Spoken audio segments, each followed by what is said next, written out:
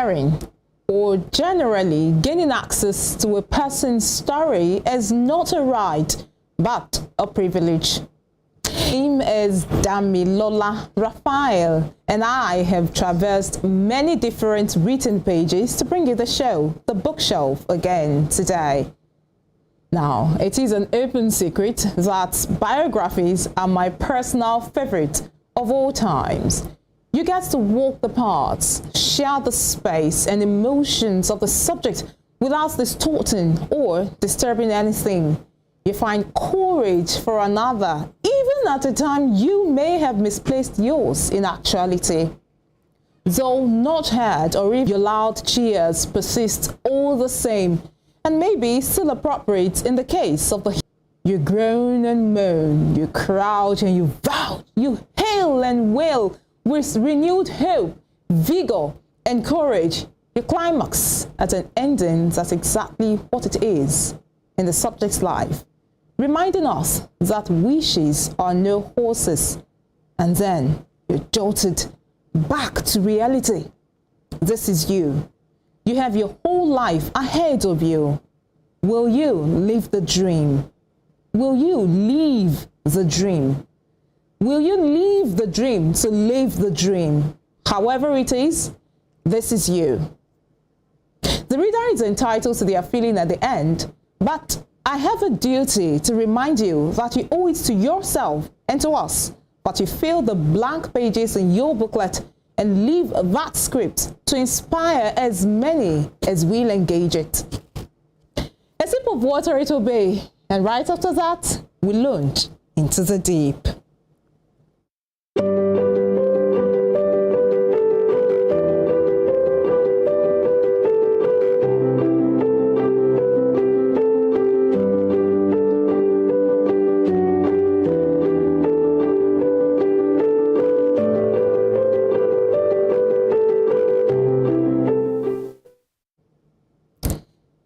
Welcome back.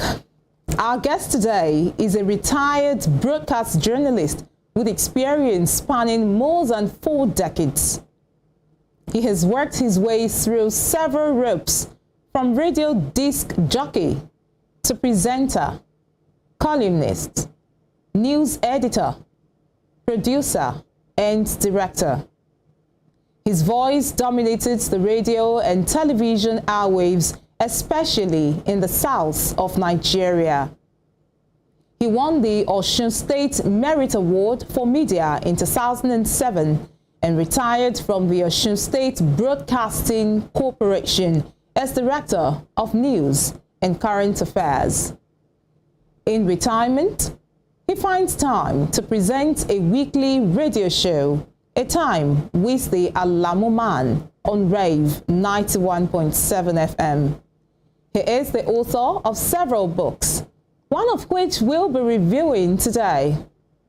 A father and grandfather, happily married to Adeola Abimbola. Dear viewer, I have the esteemed Smollett Adetoyeshe Shitu Alamu with me on the bookshelf today. Glad to have you with us on the set, sir. It's a privilege also to be here. The 4th time. I hope that all will be well today. All will be well. You know, from a particular moment, all is well, all is well. So, a story to tell. What inspired the title? Oh, yes. It was not part of my working topics. Okay. I had about 3 topics. Okay. That I was working with. But one day, I just, in the bathroom, it then just struck me, a story to tell. A story to tell. And I felt it was an inspiration. So I would say, and I would admit that the topic is an inspiration from God. You have always wanted to do your own autobiography. Oh, yes. When I getting a title for it. Yes, when I did a mini autobiography that had to do with my broadcast life. That was in 2013. I knew I was going to write an autobiography. So I had been working towards it. But in 20 Yes, 2020 it was published. Okay. By March 2020, I knew I was going to be 70, so I started writing. It took me about 7-8 months, and then early in that same year, December. but it went through at a point in time when I couldn't spend Christmas because I was ill, and the show had to go on because 28th we had slated for publication. I had written the governor, I had written everybody, so I went there on Christmas Day to sit all day long, and it was good I went because it would have been, I couldn't have published that book. There are still minor problems, but those who don't know or didn't know who know what I was going through. I was ill for about 3 weeks. Wow. But I ended up getting it done. And on the 28th of December, which was my 70th birthday, the book got published. What was it? You know, I'm looking at you and I'm like, this very handsome man in front of me is over 70. Well, I used to be a handsome young man. You still are. I'm old now, but if you see some of my pictures when I was 25, 20, you know that here was a guy. Here is a guy. No, was a guy. Today he's no longer. The younger guys have taken over, and I give them all their due respect. You're still in charge. You're still in charge. So what was it like you listening to the retelling of your birth story? I wanted, yes, because as I told you, in 2014, 2013, I wanted to use that as my retirement, but I couldn't. I had done 7 or 8 page chapters, but the remaining as director of news, it was very difficult for me to.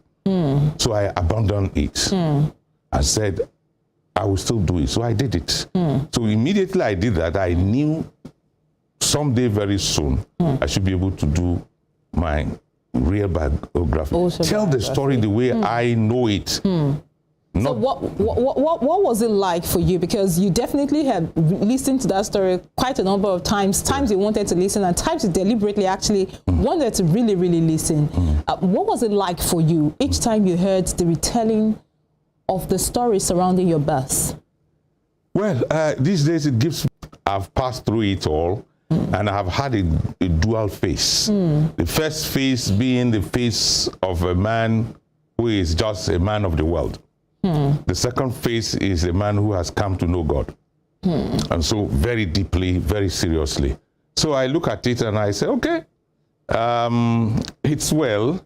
I don't bear anybody any grudge, even in spite of the challenges that people gave my mom in order not to make me. We have gone past it. I've been the born-again guy for 35 years.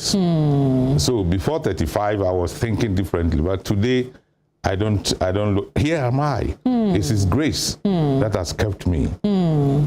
So I recall one time when I was going to write my leaving school certificate. Okay. Middle school, we call it in Ghana. There, it's like the what did they used to call it? School. Well, there was something here I will recall, and 10 or so days I was admitted in the hospital. 10 or 2 weeks, either 10 days or 2 weeks, and it was my final exam. And I'd been given a bed, and I was suffering from, they said, hernia, and that they would operate at age 15, 16.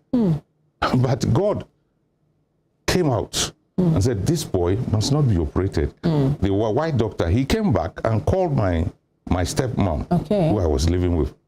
They call it Mama Lagos. In those days, they would call any woman or man Nigerian Lagos. They would add Lagos to it. Say, go and take your child. He came and felt me again and said I should go and come back in 2 weeks. I never stepped there again, and I've never had hernia. So it is God who healed me at that time. So when I look at all these things, who am I to harbor any grievance? No, any grudges? No. So, at different points of discussing with you, we've talked about Mara not to. Yes. If she had lived. If she had lived, she would have been well alive. The first 20 years, I would have been mad. Oh, naturally. Oh, this is the woman who didn't want me. to be born, I would be mad. It was natural. But after I had come to be born again and had seen that this world is nothing, that God is the creator of all, God created them before they became bad. So I would have had a change. And I tell you, Dami, if I had wronged her as a youth, I would still have gone back after 35 years to go and plead and say, forgive me, it was done in error.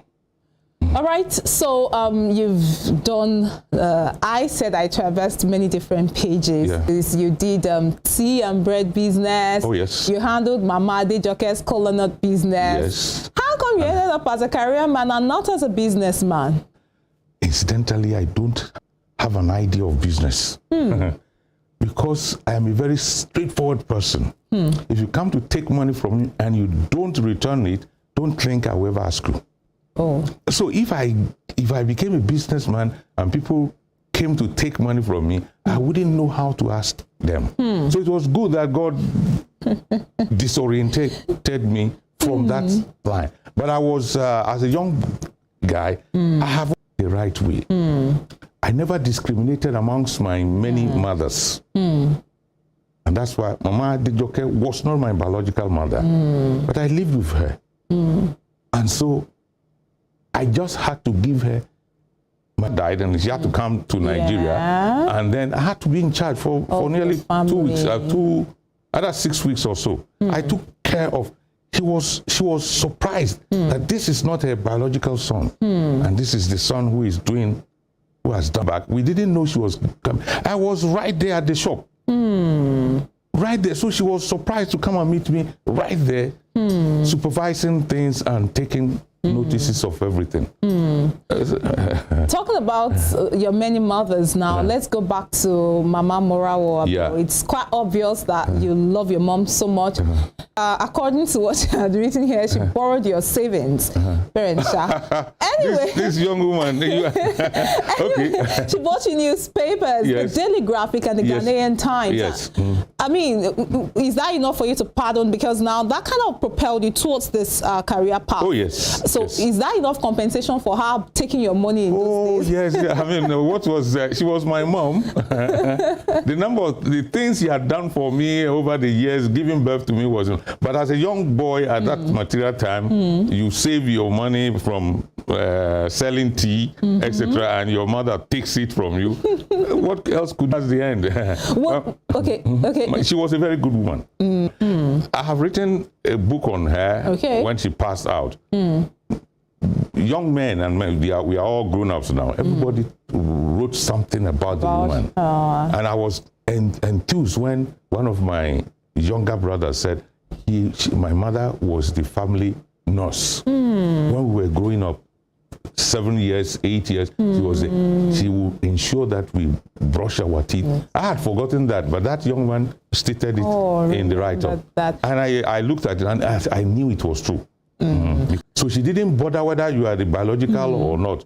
She had to grab you, she will grab you and she introduced us to toothbrush. Awesome. Way back in the late 50s. Amazing. Now, on the side, it's not part of the book we're reviewing today, Story to Tell. As a father, did you also dip in your children's savings? Oh, no. No. They didn't have savings. I mean, my children didn't have savings of their own. Okay. I have had, without being anything egoistic. They had nothing, but they are comfortable now. At a point in time, we were all students.